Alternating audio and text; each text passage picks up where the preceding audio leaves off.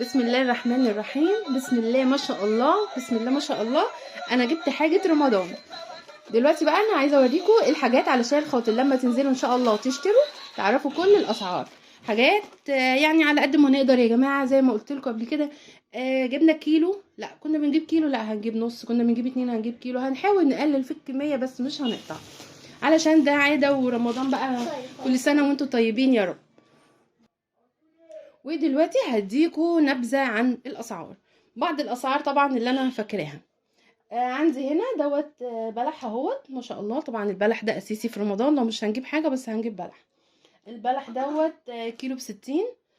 طبعا جبت طري وجبت ناشف. زبيب. جبت جوز الهند. الزبيب عندي هنا الكيلو ب280.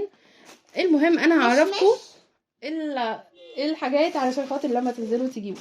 عندي هنا جوز الهند، القراصية، عين الجمل، السوداني، والزبيب، المشمشية يا لولي، وكمان البندق واللوز، وكمان هنا التين المجفف، والعين الجمل. طبعا بقى بسبوسه كده علشان خاطر بقى رمضان بقى وحلويات رمضان. كل سنه وانتم طيبين يا رب. مجموعه مكرونات، علبه سمنه كريستال، الزيت، وجوز الهند. وكمان جبت السكر، كام كيلو كده من السكر علشان خاطر بقى ايه. طبعا دلوقتي بقى في صعوبة جدا في موضوع السكر يا جماعة، فبنحاول على قد ما نقدر ان احنا نجيب كام كيلو كده علشان خاطر ايه رمضان ان شاء الله. يعني الاسعار هتنزل شوية وهنعرف نجيب ان شاء الله حاجات رمضان وكل حاجة باذن الله. وطبعا قمر الدين، عايزه اقول لكم ان في قمر الدين مغشوش في السوق.